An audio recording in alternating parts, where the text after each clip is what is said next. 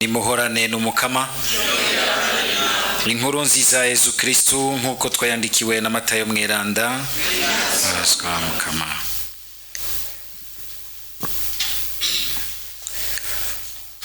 Muri jya minsi abigishwa baregereye Yesu baramubaza bati mukuru mu bwami bw'ijuru ninde?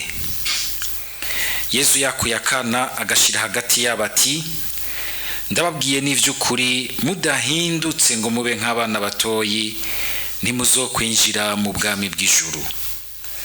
Uzokwicisha bugufi akamera nk'akakana ni wasumba abandi mu bwami bw'ijuru. Ufata neza kuganje akana nkaka ni jewe abafashe neza. Muraza umuziro ntihagire na kamwe mukengera muri ututwana kuko ndabibabariye abamarayika babo bama imbere ya data wo mwijuru bamwihweza. Mbwire namwe nk'umuntu afise intama 100 imwe muri zo igatakara ntacarekera mu musozi zimwe 99 akaja kurondera yatakaye? Agize Imana akayitora nivyuko ndababariye izo mutera akanyamuneza kuruta zimwe 99 zitari zatakaye. Uko niko bidakundwa na so wanyu wo mwijuru ko kamwe muri utwo twana kazimira. Dushimagize iyi nkuru nziza ya Kristo.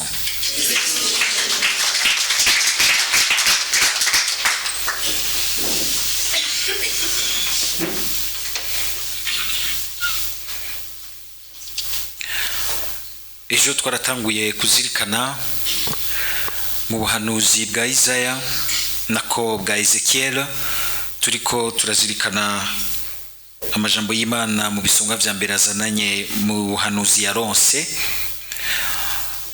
Ejo twarabonye ikintu gikomeye cyane cyo dufasha nogira ni guhangana n'ibihe bigoye, ibihe vy'ivyago, ibe biba bitoroshe mu buzima bw'umuntu kugira ngo umuntu ntabigwemwo ngo abiheremwo asange vyamuzimije.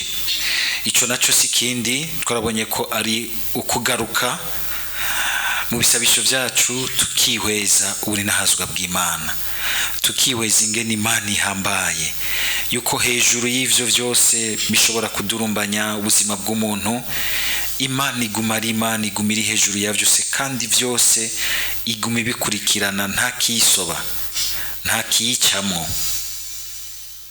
Sinzi umuntu yigeze kuvuga ati ngo mbe pati ngo ari amajambo ngo dukoresha ubwo ngo niyo imbere y'Imana ntayahe.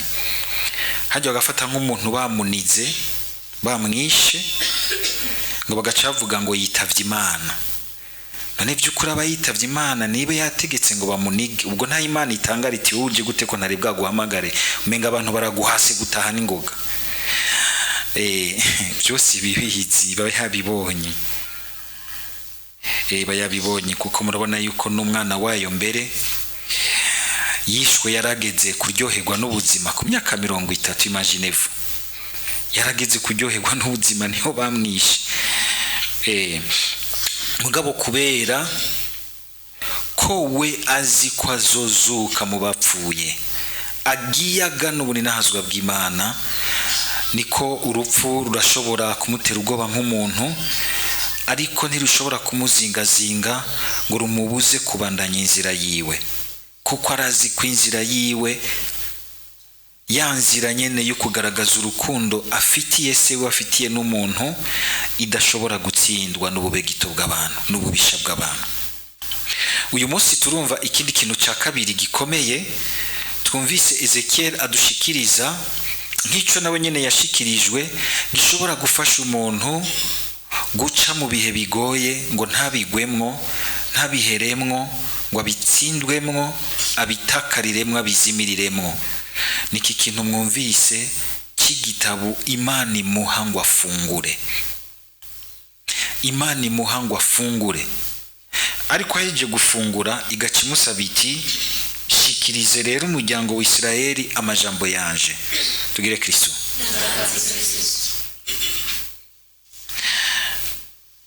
ejo narigeze kumva abantu bidoga bagira bati mbe muri Radio Maria muguma mudusaba intererano nimona yuko ibintu bigoye nimona yuko no kugira ngo tubafungurira ijambo ryo kugira ngo dutraverse twese ibi bihe bigoye tutabiguyemwo,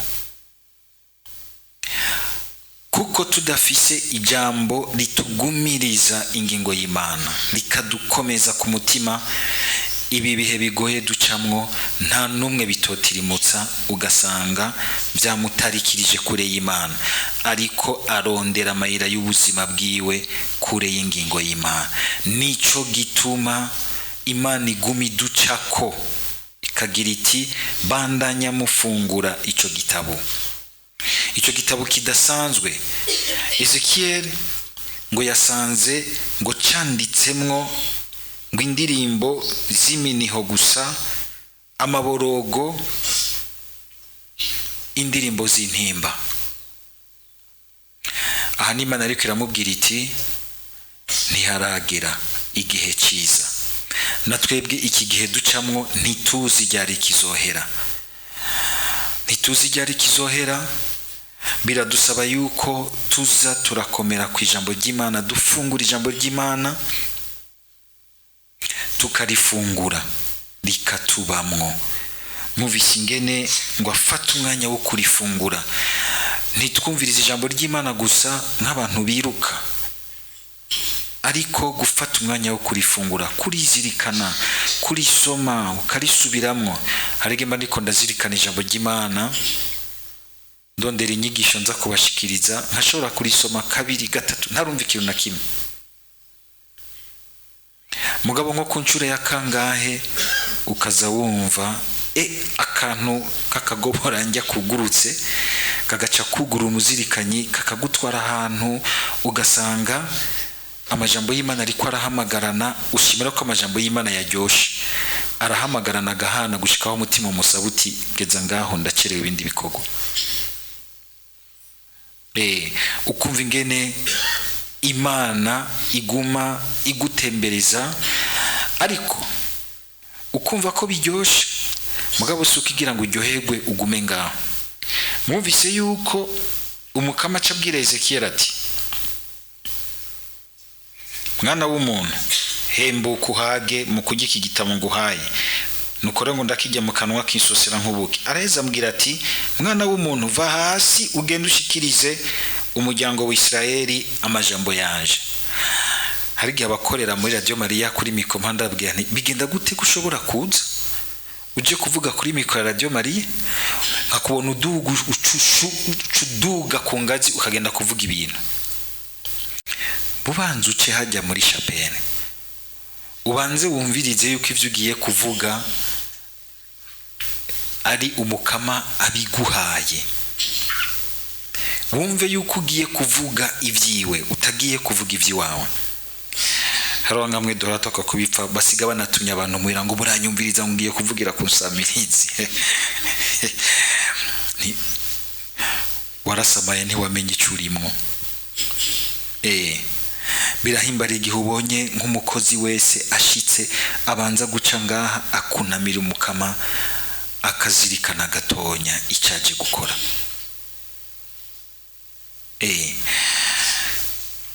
Hanige murama kwa gufata nundi mu psychologue no hashira nti banzura be ko uyu muntu yazindutse akomeye neza mu mutwe yo hava kuja gutukana kuri mikro. Kubanza gufungura hanyuma ukaja gushikiriza. Ntuje gushikiriza ico nawe utafunguyeko, gushikiriza ikintu wumva uti nakigize imfungurwa yanje cacitse jewe ndiko nshikiriza umukama ico numva nanje nagize gwanje. Kandi ntibigora kubona no kumva umuntu ariko ashikiriza ikintu yagize gwiwe canke atagize gwiwe, biroroshe cyane. Urabibona mu buzima bwiwe no mu maso urabona n'ingene ariko arabishikiriza ameze. Genda ushikiriza umuryango wa Israeli amajambo yaje. Umukama igihe tuyagiye, igihe umukama tuvuye kumusenga, sukugira ngo tuce tubijyamana ngaho dusosegwe twebwe twenyene, turategerezwa kubishikiriza abandi. Mbega umukama iri jambo no risangire gute n'abantu bandi n'abandi bagenzanje hamwe mba mu buzima bwa misi yose, no rigendera gute, no ribashikiriza gute? Mu nkuru nziza turatanguye kuzirikana iki kigabane, iki gice cy'inkuru nziza ya Matayo migabane c'18, aho Matayo asa n'uwegeranirije nugira impanuro z'ingene mu muryango w'abakristu dutegerezwa kubana nk'abana b'Imana, tukubaka koko umuryango w'abakristu, umuryango w'Imana.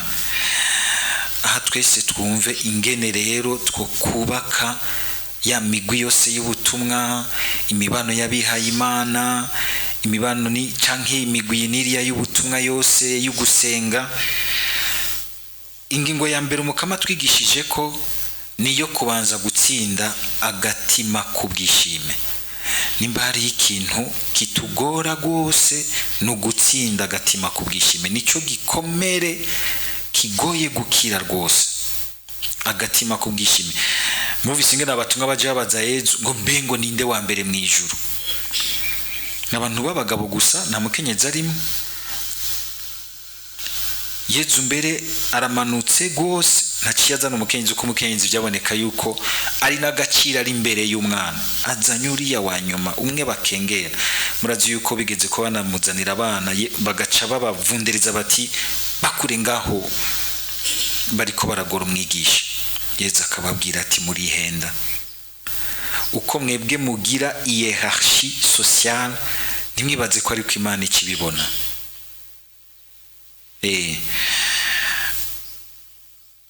Yezu arashaka ko tubaho twitwararika gucuvya ako gatima kubwishime kama kariko karonona hagati yacu. Umuntu gasanga ashaka kugendera ku bandi mu nyifato yiwe, mu kuvuga kwiwe, agomba ko amari watoka, agomba ko amayiko ivyo byamari byo bifise raison, agomba ko amayirikana yuko ari we bitumwa ko, agomba ko ari we yo kwa makundwa yitwararikwa. Ugasanga nagatima kubwishime kandi kavanze no kuguma twikwegerako, bikakugora kumva yuko wozimangana imbere y'iteka ry'uwundi ukirenganira. Wabona uwo bakomeye amashi ukumva umenga urariwe mu nda, usanze watoye ikibazo we cyakunaniye ukumva urajinyitse, ukumva urarunguriwe, kuko washaka yuko vyose ubwa mbere bitahi wawe. Abigeme bavuze hafi yawe yuko undi mwigeme ari mwiza aciye harya, ugaca usanga wamerereje ukamenga ngo ntibakubonye. Ibintu vyinshi bituma utuntu tw'utureaction, umugabo niwe aganza nta jambo ry'umugore, ivyo byose birimwo tutuntu. Birimwo ivyo Yezu agira ati ivyo mukibigenderamwo nta bwami bw'Imana mushobora kwinjiramo, nta bwami bw'Imana mushobora kwinjiramo. Kumviriza ingene ubwami bw'Imana buzi wacu. Mwumvise ingene Imana ibwira Ezekiel ati umviriza ntumpere nk'abo bantu b'intagondwa batumva bo mu gihugu cyanyu. Sinzi bigeze kuvuga ati mbere ngo mu bintu bipfa ubwa nyuma ngo haheze amasaha 4 umuntu yapfuye yashitseyo n'ubwishime. Mwana umuntu yapfuye bamaze kudekara, muganga yamaze kuvuga ko yapfuye, hari ikintu kiba kitarapfa nyuma y'amasaha 4 niho gipfa. Ubwishime bw'umuntu, ubwibone bw'umuntu, nivyo usanga bisambura imibano, bikabuza ingo kugira amahoro, bikabuza imigwi y'abantu kugira amahoro. Nivyo bitubuje kugira amahoro yuzuye mu gihugu cyacu. Bamwe n'abandi bagasekana mu migambwe, umwe wese ashaka kuja hejuru, ashaka kuja harya hamera gose. Naka ninde mukuru ngo ntiyoba ari jewe. Yezu akabatangaza, akazana kana. Yezu akagira ati injira mukungena Imana nayo igira hierarchie yayo. Yoyo ntihera kuri urujumenga byose bimeze neza. ihera kuri uriya umenga n'uwa nyuma. Tugire Kristo.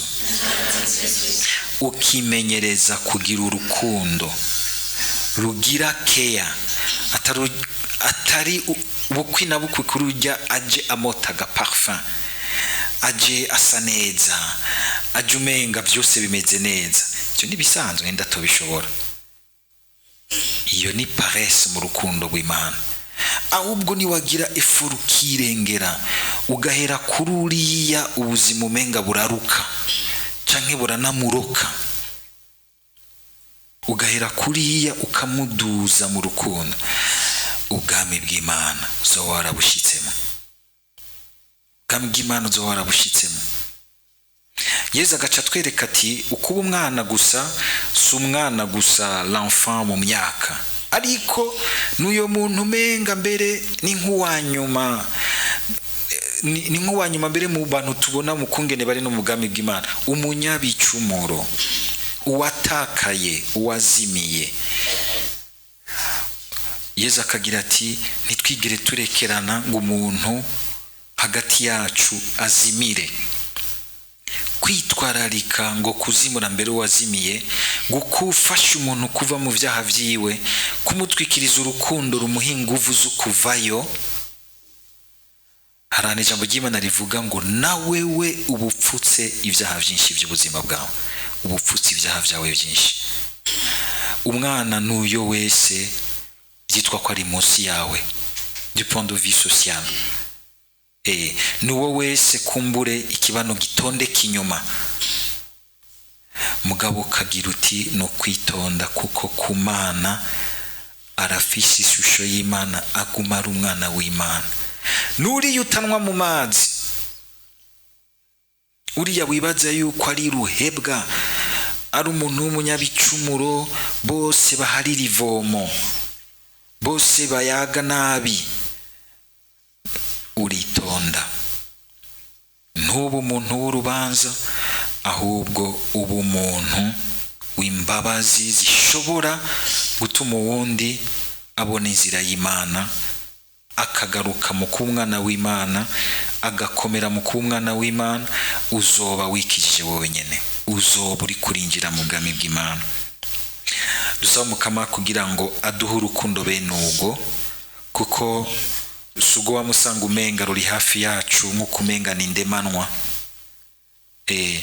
N'urukundo rusaba kwirengera, kumviririza mu Mana, rusaba kuba uri umuntu akunda gufungura amajambo y'Imana, akazaramugarukamwo, aho ushobora gusanga abandi bagenzwa n'ayandi majambo, n'ayandi malogike, n'ayandi maideoloji yuzuranya aho hanze. Dusabe natwe kugendera iryo teka ry'abana b'Imana, mu kugira umutima wizigira Imana gose, nka kurya umwana yizigira umuvyeyi, mu kubaho twumva ko muri vyose na hose tugengwa n'Imana, tukabeshwaho n'Imana, mu kubaho kandi tumenya natwe kubaha no kubahiriza Imana no muri yo kumbure umenga ubuzima butondeka inyuma. Amen.